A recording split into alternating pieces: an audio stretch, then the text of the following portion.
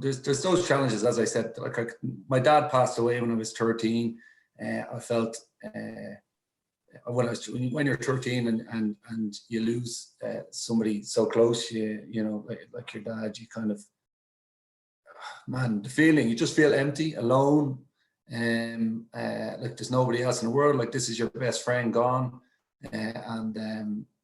not in saying that I have a fantastic mum and three sisters, but this is the rock. This is the man that was strong, the leader of the house, and all of a sudden you had nothing. And I suppose from that age you had to grow up. From 13. Now there was nobody saying you got to be the man of the house, but at 13, for me, I was the man of the house, and I had to step up to that. So I had to grow up quite quickly then. Yeah. So that definitely brought my, there's lots of things. Would you say that's the biggest challenge you've ever faced in having to manage through that time? Oh man, without question, it was one of the toughest things. But I think, in the toughest times in your life, and in retrospect, that's where you grow, that's where you learn. I think they're the moments that form, and they're the things that mold you into the person you are today. And I often say to my mom today, even, do you think I'd still be as I am now if Dad had been here? I'm 42 years of age. What am I doing asking my mom that question? But it sticks with you, it sticks with you, and you kind of, you'd still love to share a point with him. You'd love to know what his thoughts are. But he was gone, and I went through some serious things, just in my own. I used to have panic attacks. I remember waking up thinking people were trying to break into the house all the time. I was worried when my sisters went out that were they going to be okay, and I just turned into kind of a grown up probably too quickly in certain overnight. Respect. Yeah, overnight. Yeah. Did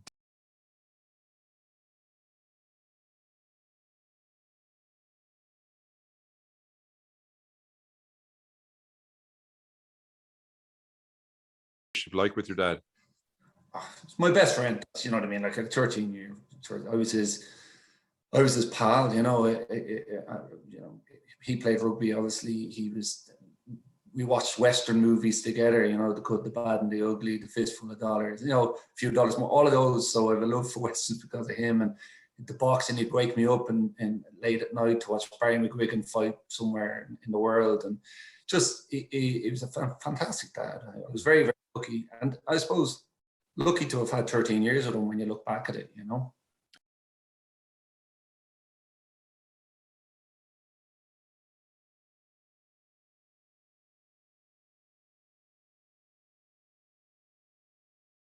What do you think is there any kind of thing hard with kids? Obviously, I'm sure I don't have any of my own, obviously, at this stage. Yes. But one day, please God, one day. But do you see the kind of dynamics, the changes, the kind of the various expressions coming through that maybe Toddy had but obviously they've never met him, but it might be coming through the kids? Yeah. Well, you can, like, each of them have different traits, right? So like, even I suppose we've obviously, there's Alana, it's the second oldest. We've Hugo, the third, and then Lexi's the baby, Alexandra. But they all have different traits, and it depends on the circumstances that you might see them come out. Like with Tom, if somebody upsets him on the rugby pitch, he might take a step back and wait for his moment to get his hit back or revenge, if that's what you want to call it. And then Alana, I know a fella like that. Yeah, Alana, the stealth warrior, like, she just waits for her moment to get in there, and she's so artistic, and Hugo's just, he's a bullock. He's a big, strong boy with a big heart, and he's full of emotion. And Lexi is just Lexi. She's just a little light, she's amazing. But like, you can definitely see little traits of my dad, and I suppose of Donna's family in there as well. They definitely got their grandmother's artistic streak for sure. They're all little savage.